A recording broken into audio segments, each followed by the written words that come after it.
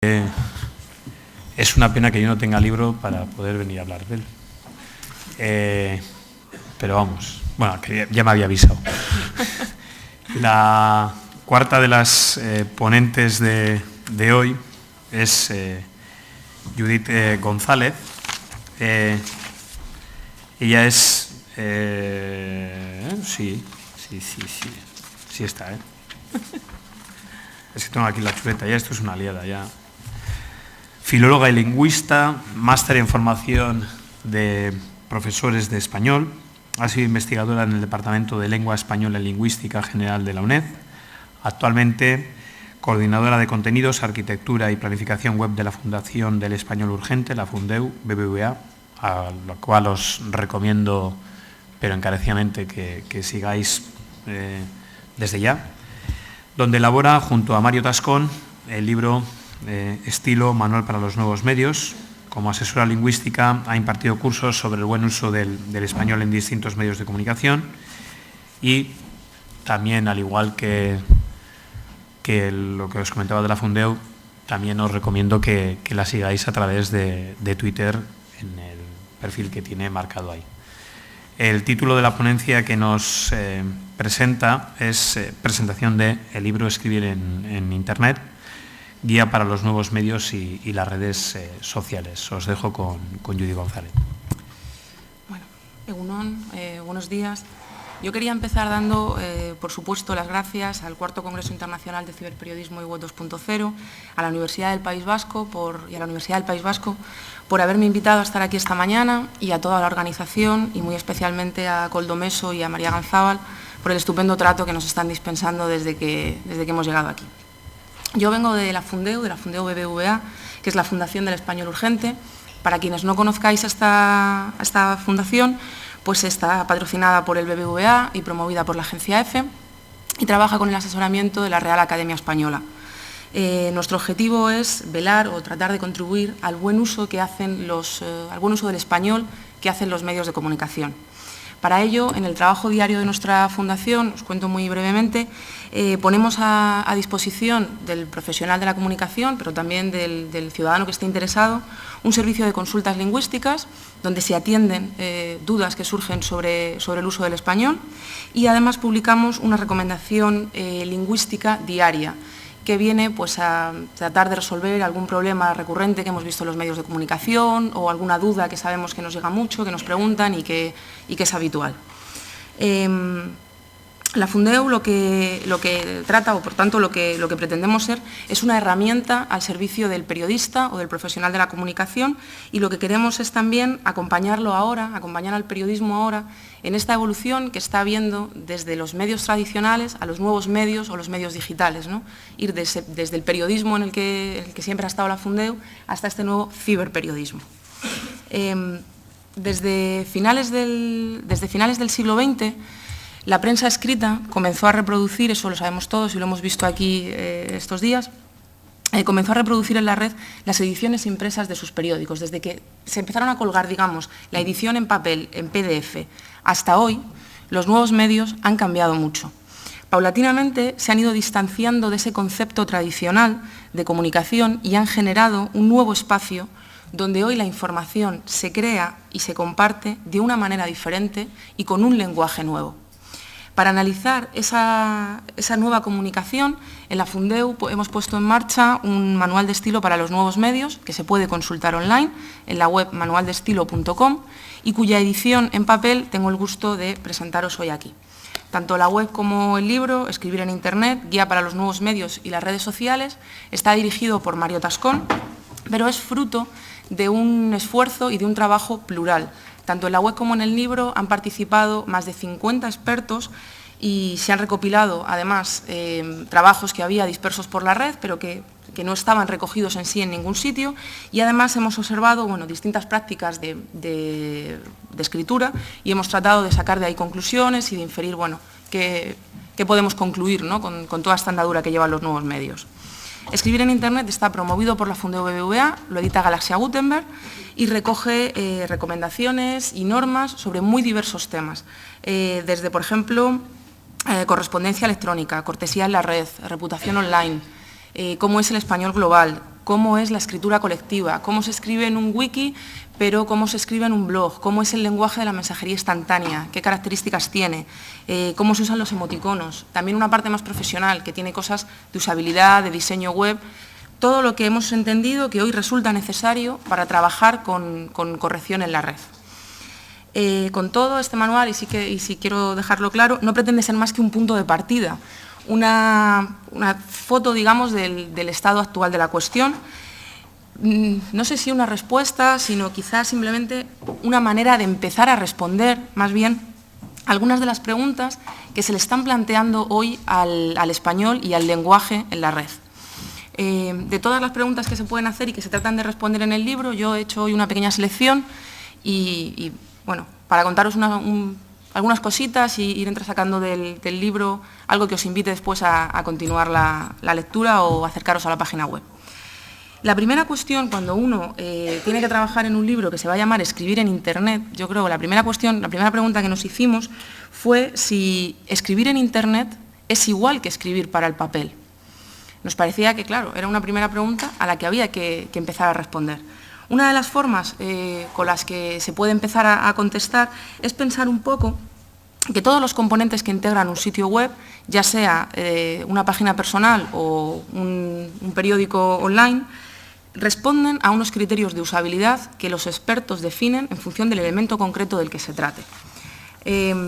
Puesto que los textos son un componente más de una página web, lo primero que tenemos que reflexionar es a qué criterios está respondiendo nuestra manera de escribir y nuestra manera de comunicar.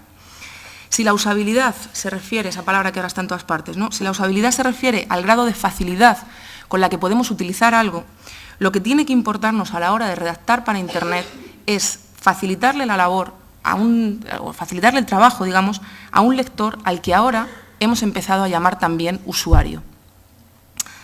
Eso llevado a lo concreto, a cómo hacemos eso, cómo me siento yo y empiezo a escribir un texto que después voy a publicar en un blog o en una edición digital. Hay remedios que son los remedios de siempre, simplemente los recuperamos y tratamos un poco de recoger esa manera de hacer las cosas. Desde siempre, si hemos tratado de hacer que un texto sea fácil de leer, una de las primeras recomendaciones que salta a la mente es la de evitar las frases largas y las subordinadas. Guillermo Franco, en Escribir para la web, dice que las frases largas obligan al usuario a establecer relaciones complejas y que son difíciles de leer y de entender. Dichos así, esta clase de consejos suenan muy tajantes, ¿no? No es tampoco eso. Simplemente hay que, y tampoco son para llevarse las manos a la cabeza. Una cosa que es fundamental, y eso, bueno, la historia de la literatura yo creo que nos lo ha enseñado, sobradamente, vaya, es que a la brevedad se le puede sacar tantísimo partido como a la longitud. Así que nadie piense que por perder espacio, de alguna manera lo que está haciendo es perder recursos. Los medios para ser breve también son sencillos. Por citaros algunos, no tratar más de incluir una idea por oración, dividir las frases, eliminar algunos incisos, convertir otros incisos en cláusulas independientes, suprimir las palabras innecesarias y las repeticiones de información, que las hay, siempre las hay, reformular y simplificar. La brevedad es una característica de la comunicación contemporánea. Sobran los circunloquios, proliferan las abreviaturas, las frases se llenan de lo que se llama, o lo que hemos venido a llamar esqueletos consonánticos, que son palabras en las que se nos caen las vocales porque con eso ahorramos un par de caracteres que de pronto nos hacen falta. Leer en pantalla cansa más que leer en papel, eso lo saben los expertos y parece hoy incuestionable, ¿no?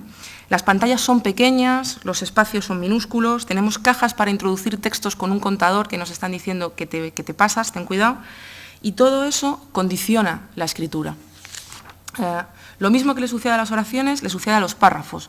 Los expertos aconsejan que no sean superiores a 5 o 6 líneas.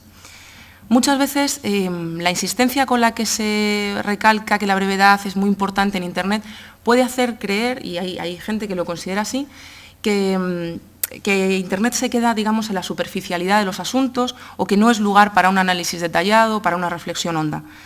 Y esto no es así. Lo que sucede es que ahora tenemos nuevas herramientas con las que ofrecer ese análisis detallado. Una de esas herramientas, la más fundamental y para mí la más importante, es el hipertexto. La lectura en Internet no es lineal y no podemos seguir escribiendo como si lo fuera.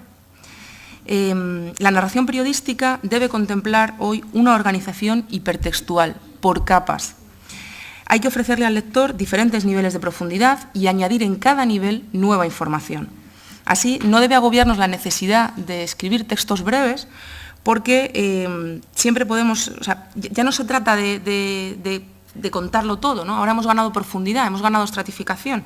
Lo que podemos hacer es dividir una información en pedazos coherentes, centrados en un aspecto determinado y enlazarlos. Expertos como Guillermo Franco y Jakob Nielsen señalan que la gente prefiere eso, prefiere esos textos cortos y el hipertexto para ofrecer profundidad. Otra de las herramientas que tenemos al alcance de la mano con Internet son el multimedia, el soporte multimedia. Un vídeo, una infografía, una galería de fotos o un corte de audio no son solamente el complemento perfecto para un texto. Muchas veces son, sencilla y llanamente, la mejor manera de dar una información o de hacer llegar un contenido. A veces también, otro recurso, no necesitamos que las cosas sean más breves. Lo que basta es con que a golpe de vista parezcan más breves. Es decir, a veces basta con romper la uniformidad. Eso es una cosa muy importante cuando uno está leyendo en digital. Una de las... Cuando insistimos mucho en la brevedad, en Internet, en que un texto, hay expertos que dicen que un texto en Internet debe ocupar la mitad que un texto en papel, cuando se insiste en esas cosas, la idea que hay detrás un poco es evitar bloques grandes de texto, porque eso parece que al usuario le echan para atrás, ¿no? Además sabemos por los estudios de eye tracking que el usuario no lee de principio a fin en Internet, el usuario tiende a hacer lo que se llama una lectura de escaneo. Los mazacotes de texto hacen que esa lectura de escaneo sea difícil. Por tanto, todo lo que facilita romper esa uniformidad le ayuda al usuario, ¿no? Se puede dividir el tema en subtemas y se puede poner a cada uno, por ejemplo, un título propio. La multititulación en Internet funciona y es un recurso que hoy se está explotando con muy buenos resultados. Los listados, las listas con viñetas, también se utilizan muchísimo en infinidad de blogs y de medios y dan buenos resultados a la hora de hacer que el lector se quede en nuestra página y se acabe el artículo que hemos escrito. Además, tenemos otros recursos, tenemos negritas, tenemos color, tenemos tipo de letra, tenemos enlaces, ¿vale? Todas esas cosas ayudan a romper la uniformidad. Además de las oraciones y de los párrafos, otra cosa que es importante y que tiene que preocuparnos son los títulos. Ninguna frase de un texto, y esto no es nuevo, es tan importante como su título. El titular de las noticias ha tenido tradicionalmente distintas funciones. Una, la propiamente informativa, desde luego, y otra, no menos importante, era que el título debía y debe seducir al lector. Sobre todo si el texto es un texto digital y lo que nosotros queremos hacer es aprovechar la viralidad del título en las redes sociales. Internet ahora suma más funciones al título. Los títulos ahora son enlaces a las noticias y, por tanto, deben ser legibles por los buscadores. Eso también es una cosa que hay que tener en cuenta.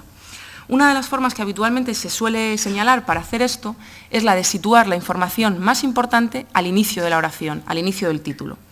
¿Por qué hacemos esto? ¿Por qué a veces se recomienda hacer esto?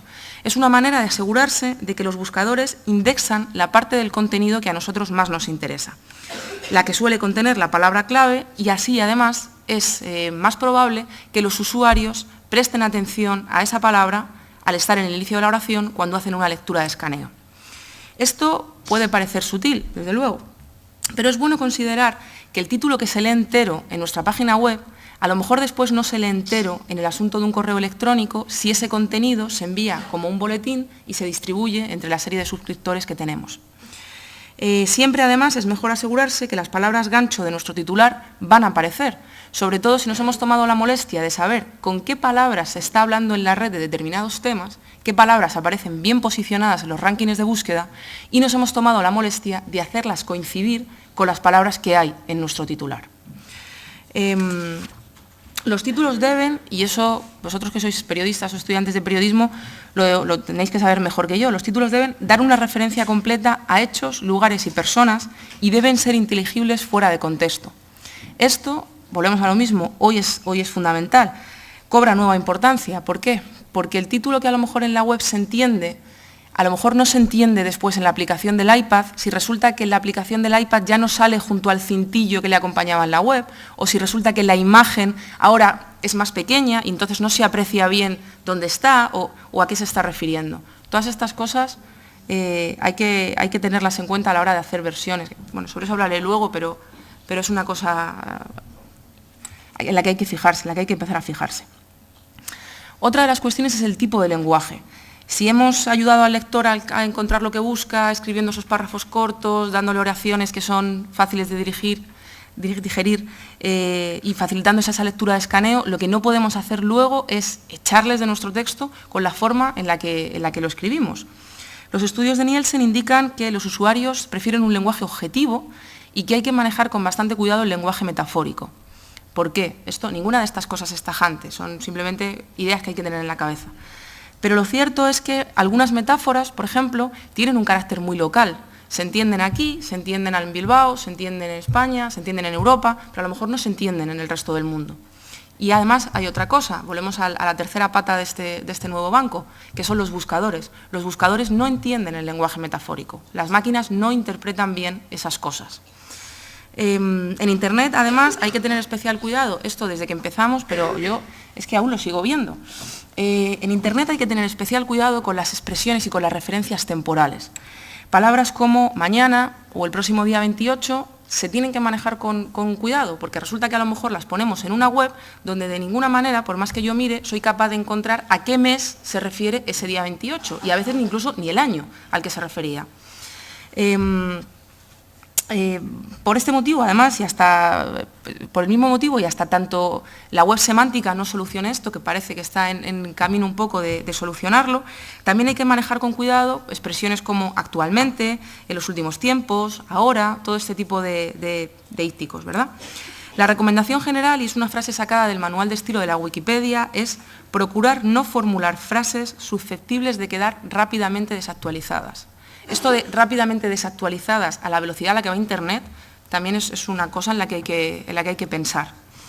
La cuestión de las referencias temporales a mí me interesa mucho y va más allá de todo esto. Las normas de estilo de lavoz.com.ar señalan que será responsabilidad del redactor mantener actualizados los tiempos verbales de las noticias en desarrollo. Una tarea así era impensable en un medio tradicional. El lector de un diario impreso tiene claro que está leyendo las noticias de ayer, pero el lector digital quiere el directo permanente. ¿Cómo se enfrentan los medios a esta demanda? ¿Cómo condiciona este nuevo requisito el oficio del redactor? Hoy las noticias son, más que nunca hasta ahora, temas en desarrollo, contenidos en progresión. Muchos medios de comunicación ya distinguen en sus webs si su contenido es un aviso urgente, que es una línea que se cuela y aparece en la pantalla en un lugar visible, o si es un avance, que a lo mejor tiene un titular y un par de párrafos, o si ya es un desarrollo o una ampliación de la noticia, ¿vale? Todo esto hay que aprender a jugar con ello, porque son elementos que están en el código y hay que aprender a adecuarlos a las nuevas demandas. Otra de las preguntas que surgen, aparte de esta primera que estamos viendo, y que a la Fundeu nos la hacen todos los días 3 veces, es si los nuevos medios de comunicación hacen o no hacen que escribamos peor. Hay mucha gente y que con esto se lleva, pues eso, se asusta, ¿no? Y enseguida cree que estamos acabando con el idioma, que es que fíjate cómo escribimos en Twitter, que si nos ahorramos los caracteres o los mensajes o los WhatsApp, ¿no? Bueno, lo que nosotros creemos es que si un chico comete faltas de ortografía es porque no aprendió las reglas cuando debió hacerlo. Ariel Torres lo expresa muy bien en un artículo que tenemos colgado en la web, y dice que al acusar a las nuevas tecnologías de esas faltas de ortografía, lo que hacemos es deshacernos de una responsabilidad que nos concierne como adultos y como educadores.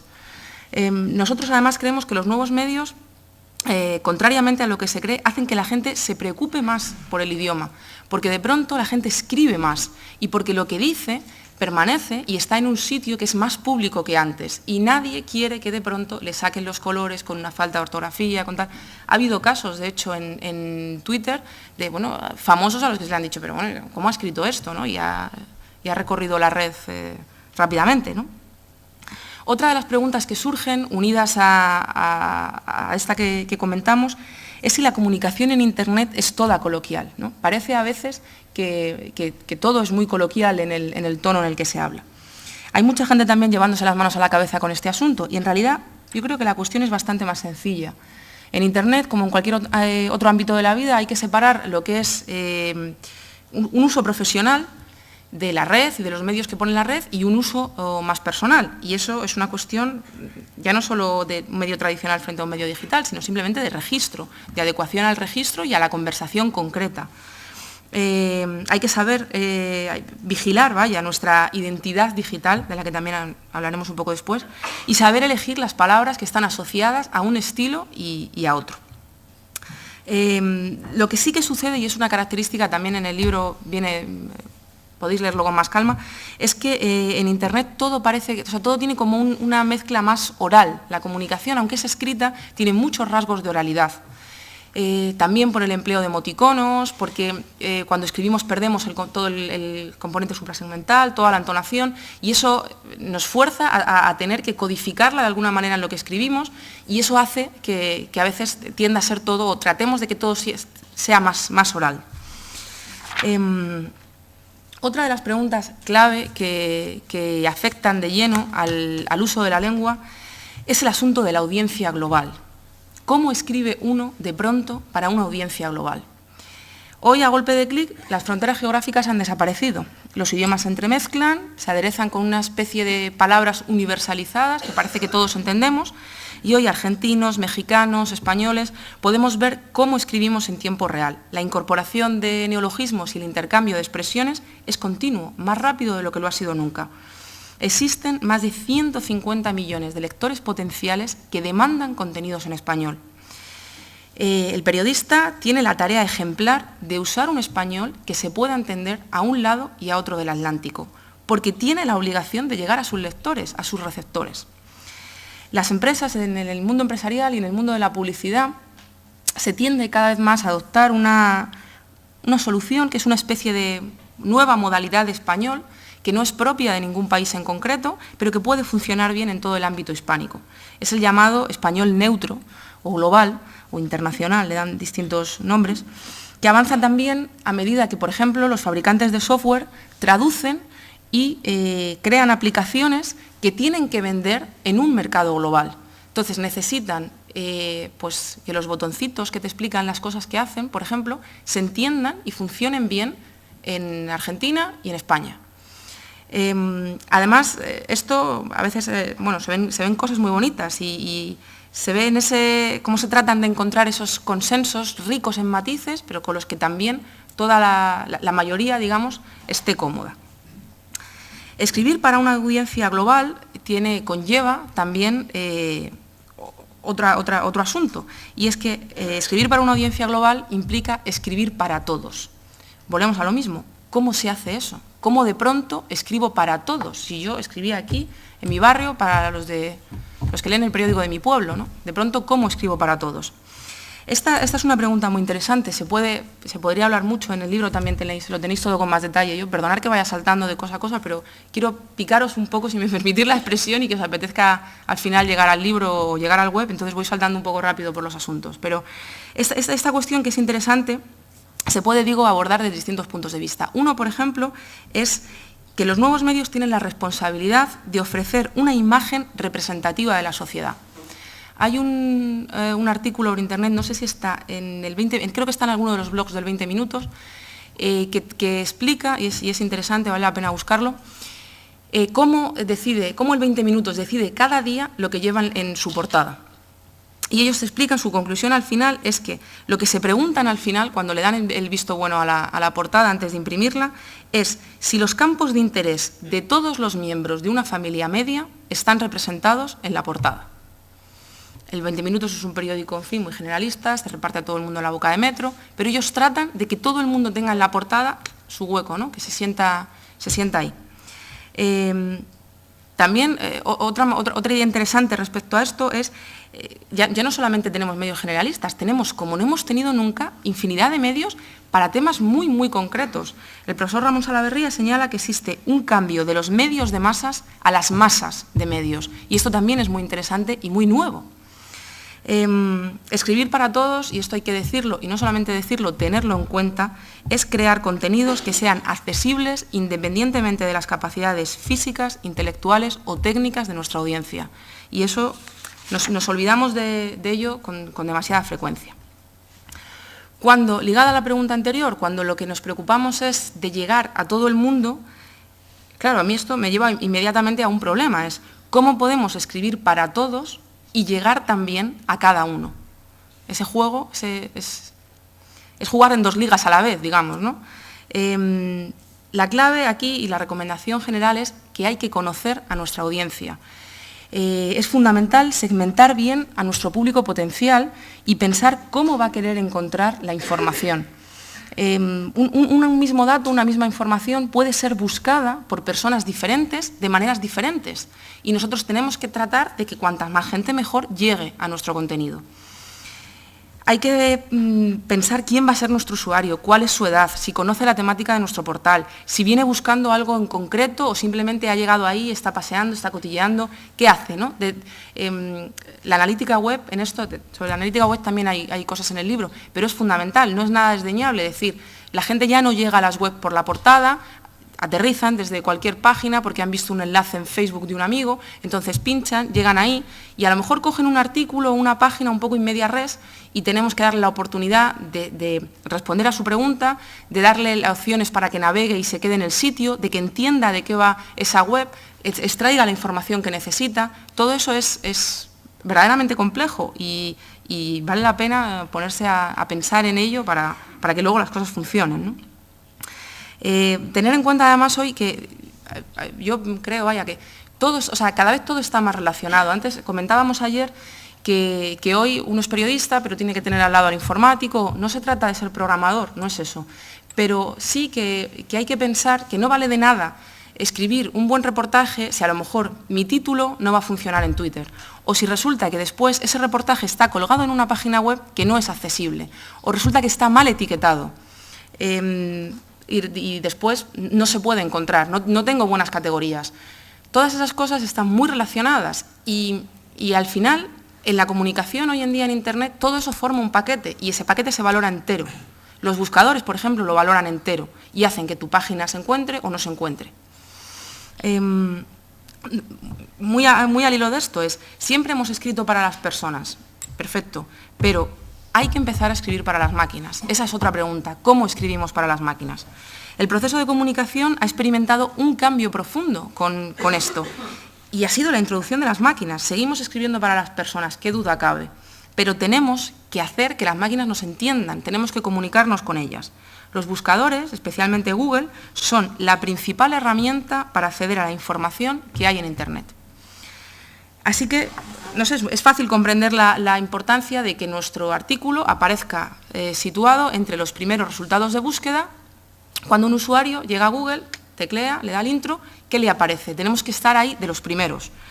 Sobre todo esto, hay ríos de tinta y toda una ciencia, ¿no? El famoso SEO y, llamado posicionamiento web, pero lo cierto es que es esa idea que quiero dejaros de que todo está relacionado y que para garantizar esos buenos resultados en los motores de búsqueda, todo cuenta. Cuenta que el texto está bien escrito, pero cuenta que la web tenga una buena arquitectura de la información, cuenta la experiencia que le damos al usuario, cuenta el diseño gráfico, la accesibilidad, si respetamos o no los estándares web, cuenta hasta la sintaxis de las URL, porque eso nos da idea de cómo está estructurada la página, qué sistema hay detrás, y todo eso es importante, porque para los buscadores es importante y la gente llega a nuestra página a través de Google, o a nosotros a través de Google. Comunicarse con las máquinas a través de los interfaces o preparar las páginas web para que un buscador las comprenda son trabajos que desarrollan, son nuevos trabajos que se desarrollan hoy, ¿no? Nuevas profesiones que están surgiendo al calor de los nuevos medios y en ellas el lenguaje tiene una importancia fundamental. Muy relacionado con las máquinas y con aprender y ser capaces de hablar con ellas está el hipertexto. Lo comentábamos en la comunicación anterior, ¿no? ¿Qué nos aporta el hipertexto y cómo se maneja? Bueno, sobre el hipertexto hay muchísimas definiciones. Yo me permito traeros una que no es mía, es de Mario Tascón, pero que a mí me encanta y que dice: una palabra transmite, emociona, persuade, golpea, pero un enlace tiene el poder de la magia. Los lectores han aprendido que las palabras, o hemos aprendido que las palabras subrayadas o escritas en otro color generalmente anuncian una ampliación del concepto que se reseña, ¿no? Una alternativa de lectura que se desarrolla en otro lugar y el atajo que supone el enlace. Estas palabras hacen que un nombre se transforme en una biografía, un título en un vídeo musical, hacen que las aplicaciones funcionen, arrancan programas, se lanzan o disparan una salida de búsqueda. Y hay que aprender a manejarse con todo esto. Y surgen dudas, surgen muchas dudas. ¿Cómo marco el enlace? ¿En qué palabra enlazo para que el lector entienda dónde le voy a llevar y digamos, ese viaje del hipertexto cumpla o satisfaga sus expectativas? En el libro se comentan todas estas cosas. Los enlaces identifican, dan contexto, sirven para contrastar fuentes, sirven como contrapunto en las argumentaciones, son un arma dialéctica, nos ponen en contacto, nos dan difusión, nos dan visitas, que al final las visitas cuentan, esto es un negocio como todo y eso está ahí, no se puede olvidar, ¿no? Además, los enlaces están muy valorados por los buscadores. Una web es tanto más importante cuantos más enlaces recibe. Depende también, bueno, de dónde vienen esos enlaces y a dónde van, pero en general es una cosa que los buscadores valoran. Decía además que no solo hay que asegurar que nuestro contenido se entienda, sino, recojo esta idea, que el continente sea accesible. Entonces, una de las cosas que hay que preguntarse es ¿cómo organizo yo mi página web? ¿Qué hago con mi medio? ¿Cómo organizamos esto para que la gente sepa dónde está y a dónde tiene que ir? En el libro también tenemos consejos en toda la parte de profesional sobre esto, sobre, por ejemplo, qué elementos debe tener una portada. De pronto, hoy esto es un problema lingüístico. ¿Cómo llamo la atención? ¿Cómo dejo claro cuál es el objetivo? ¿Cómo facilito una búsqueda? ¿Cómo muestro los contenidos? ¿Con qué frecuencia tengo que tenerla actualizada? ¿Vale? Los contenidos, y esto Mabel, la compañera de documentación, lo podrá contar mejor que yo, los contenidos se pueden organizar de muchísimas maneras, pero tienen que estar organizados de alguna manera. Hay ordenaciones alfabéticas, cronológicas, geográficas, lógicas, hasta aleatorias, ¿verdad? Cuando mueves el iPod y te suena una canción aleatoria. Pero cuando lo tenemos organizado y cuando hemos dicho, bueno, de aquí qué infiero, de todo este grupo qué saco, de pronto tenemos el problema de decir, ¿cómo llamo yo a esto para que la gente entienda que pinchando en esa palabra va a encontrar esto? Eso hoy es un problema lingüístico, ¿no? Los literales, ¿cómo le sacamos partido a eso? Pero los problemas no acaban ahí, porque cuando hemos organizado la página web resulta que caemos en la cuenta de que estamos en la era de la multiplicidad de las versiones. Entonces, no solamente tengo que organizar la página web, tengo que tener una buena aplicación en el iPad y tiene que funcionar bien en Android. Y hay muchos sistemas ahí, ¿no? De pronto tenemos un montón de versiones de un mismo documento. Este libro es un ejemplo, sin ir más lejos. Tenemos una versión en la web que se actualiza permanentemente, tenemos un libro en papel, tenemos una edición electrónica del libro en papel y de pronto hay que manejarse con todas esas cosas.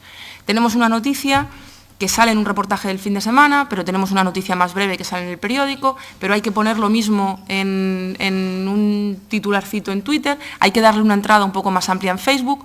¿Cómo nos manejamos con todas esas versiones?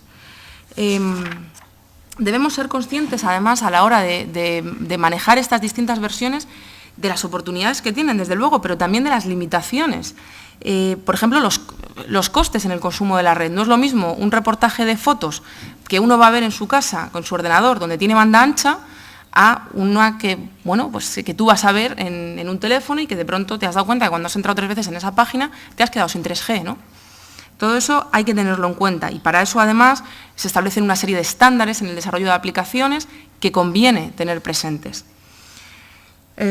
Además de todo esto, de cómo hablamos, de cómo organizamos, del contenido y del continente que le damos a nuestro contenido, hay otras cuestiones que están muy presentes y que afectan al uso del lenguaje en los medios de comunicación. Por ejemplo, cuestiones de cortesía. ¿Cómo es la cortesía en la red, en Internet?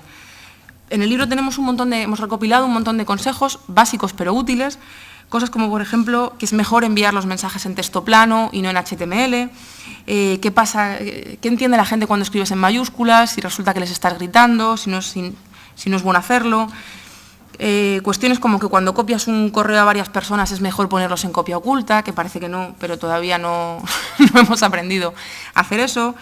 ¿Cómo se reconoce? Lo veíamos en la comunicación del compañero de David Barona, cómo reconocer las fuentes de una imagen en Twitter, ¿no? ¿Basta con coger la imagen y decir Twitter? No, hombre, no basta, ¿no? Es una cuestión de cortesía también. Recordar siempre en general, por dejarlo en una frase, que el anonimato no es razón para la descortesía y que esto es algo que se debería, tener más claro en Internet, ¿no? Porque hay algunas cosas, como los foros del Marca o algo así, que son tremendos. Unido al asunto de la cortesía está el hecho de, también se comenta muchas veces y surge siempre en los temas y en los debates, de si en Internet las cosas quedan para siempre. Para siempre, para siempre. No es solo que ahora hablemos en la plaza pública, como decía justo antes de mí Víctor Manuel, sino que la red ya no es solo que sea esa plaza pública, sino que es una plaza pública que tiene una memoria brutal. Tal y como hoy es Internet, todo permanece ad infinitum, pero no solamente es que permanezca para siempre, es que permanece fuera del contexto en el que se ha hecho y sin que seamos conscientes de ello. Así, por ejemplo, quien un día fue detenido aparece 30 años después de que su causa se archivara y aunque él no fuera ni siquiera imputado, pero tú buscas su nombre en Google y lo primero que te sale son esas imágenes o esos titulares.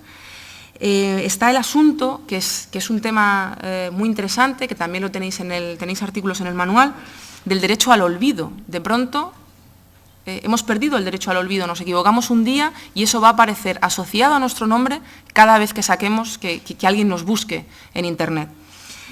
No nos engañemos tampoco, las estadísticas demuestran que las redes sociales son una fuente de información que los departamentos de recursos humanos utilizan. Y en Estados Unidos, por ejemplo, con las redes sociales se rechazan el 90% de las candidaturas que reciben las empresas.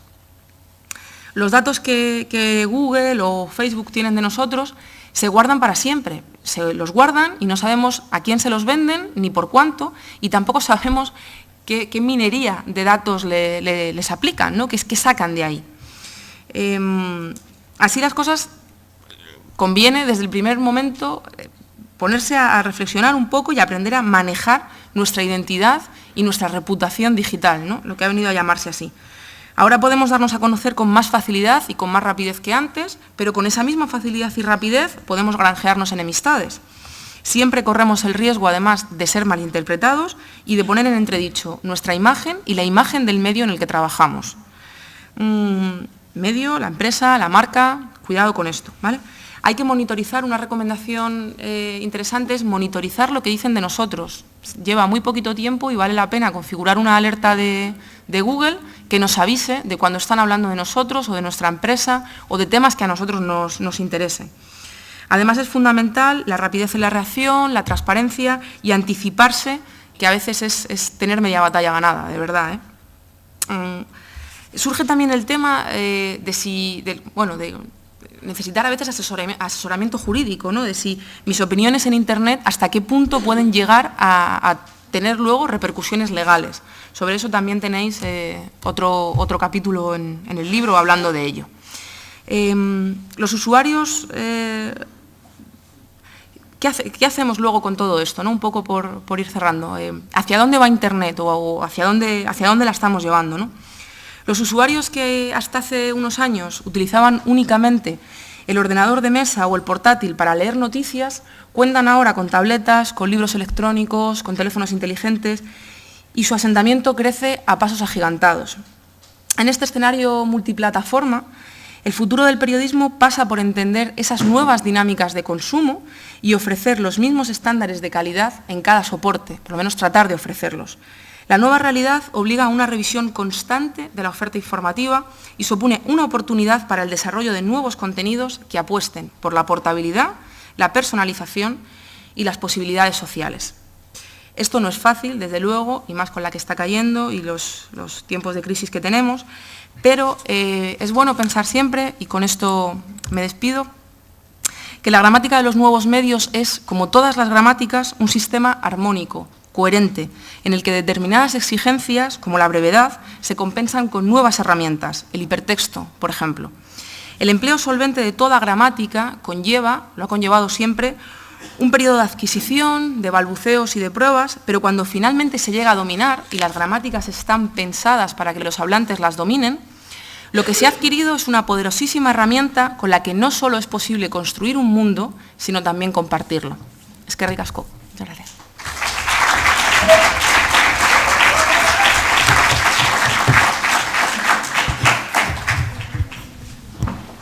Bien.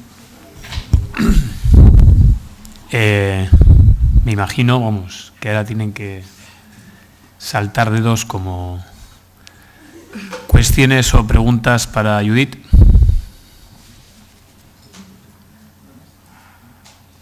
El micro ahí.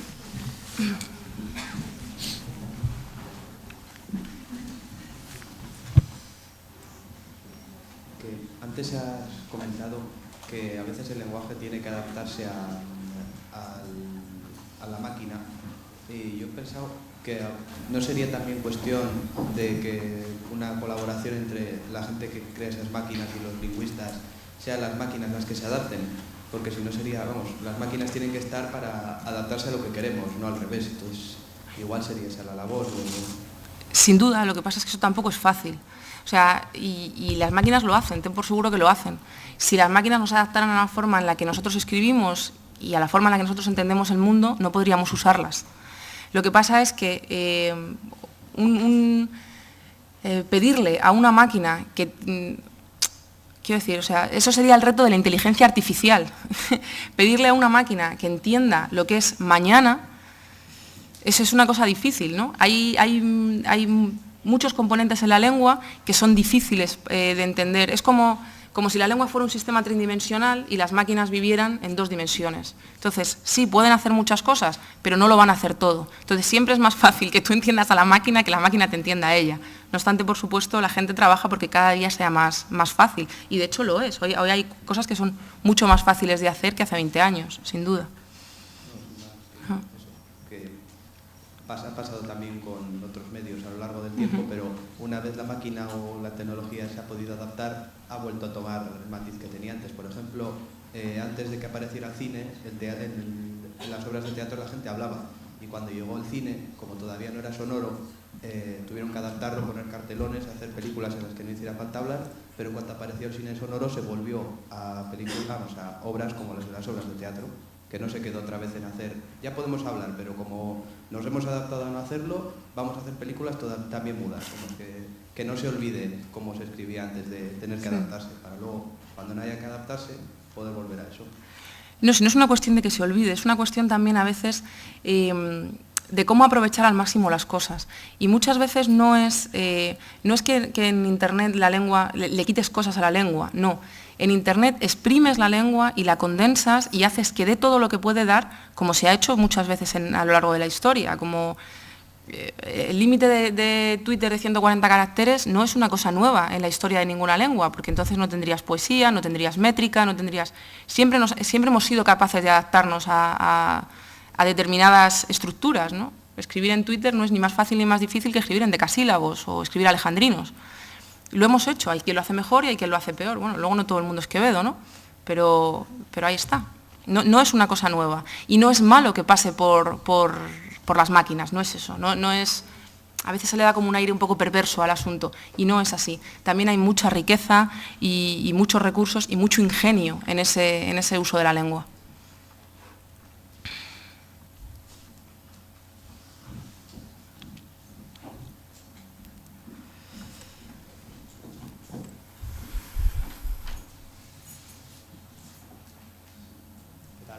Hola. Al hilo de lo que estabas comentando ahora, escribir en Twitter o escribir para Internet no es nada más que el periodismo de toda la vida. Cuando había que mandar la crónica por telégrafo y se podía cortar, se inventó la pirámide. Sin duda. Estamos haciendo lo mismo que hacíamos hace 150 años. Solo que hacemos una tecnología diferente. Por otra parte, me quería preguntar sobre el libro, que todavía no lo he leído, es un proyecto pendiente. A mí una cosa que me interesa mucho en redes sociales es las retóricas, ¿no? ¿Qué tipo de retórica funciona en una red social o en otra? No sabrá igual para Facebook que para Twitter, que para Twenty, etc. Cada uno tiene la. No sé si habéis tocado algo al respecto, si estáis pensando en eso. Hay un apartado que habla sobre distintas redes sociales y, de hecho, como no todas son iguales, por ejemplo, Twitter tiene un capítulo entero en el libro que habla un poco sobre, bueno, las peculiaridades que tiene Twitter, y después hay otro capítulo en el que se abordan el resto de las redes.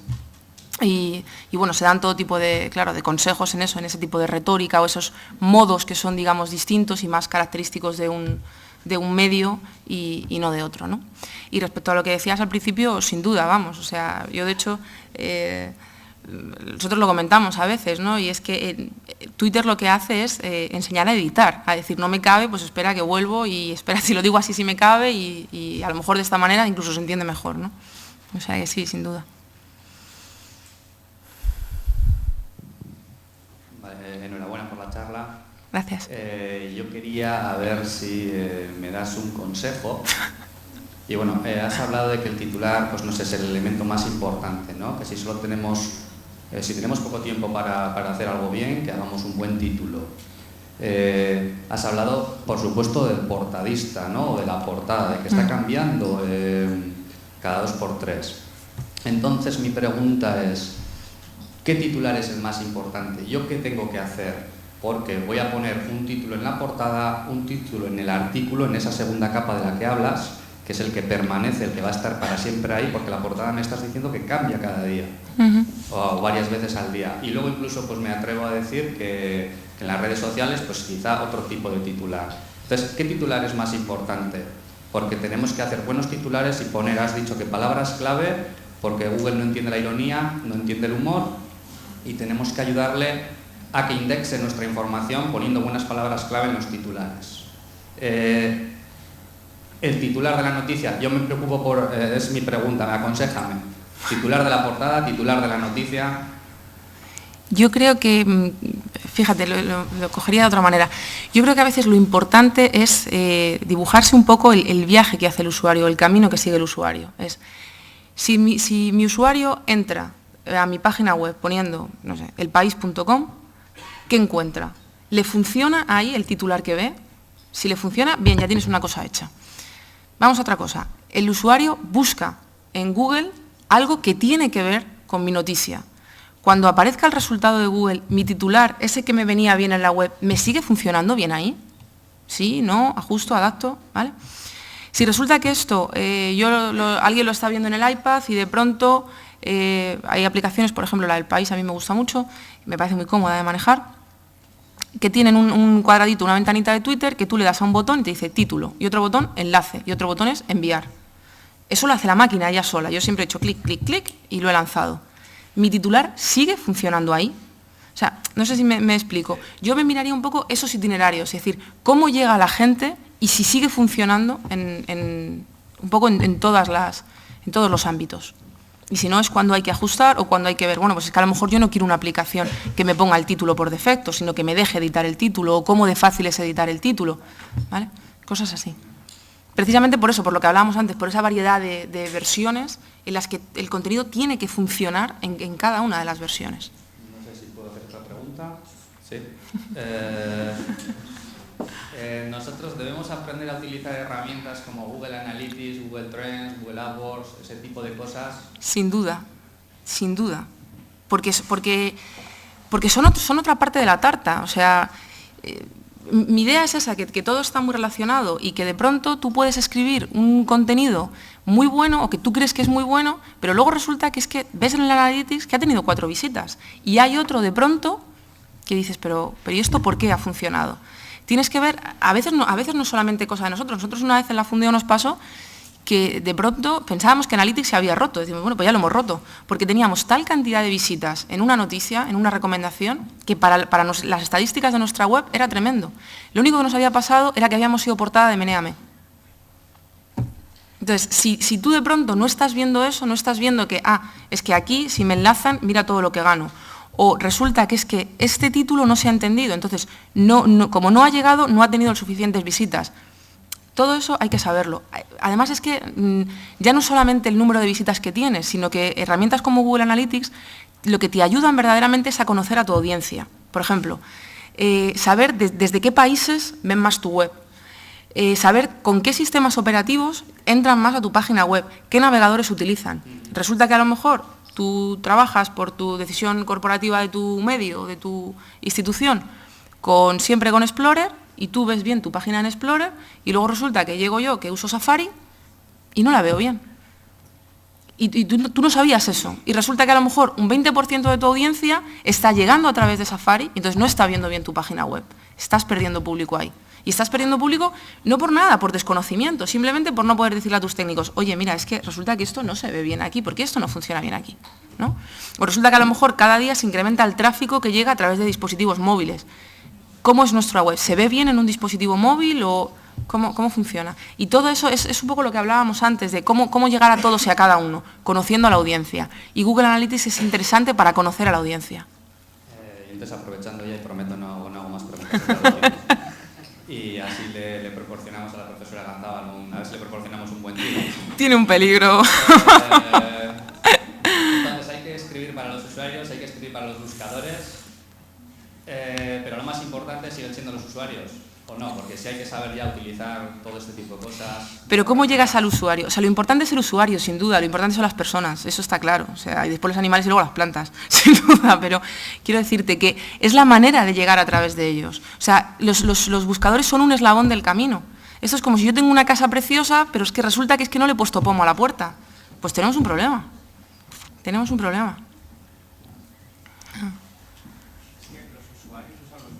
Esa es la cosa, claro. Es la manera en la que la gente llega a los sitios. Es que uno llega a Google y busca de todo. A Google se le hacen preguntas. O sea, lo escribimos así, ¿cómo hacer la no sé qué sin aceite? O no me ha quedado... Le preguntamos de todo a Google. Y así llegas a blogs de cocina, a webs de periódicos, a todo. A foros, O sea, no podemos negarlo. No es eso, no es lo que digo, no es perverso, no hay que enfocarlo así, hay que enfocarlo simplemente como eso, como una parte más un eslabón más de la comunicación. Del todo. Esa es.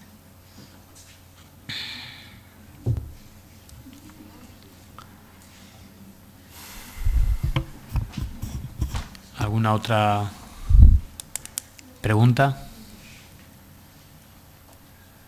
El profesor de redacción ciberperiodística. ¿Alguna más?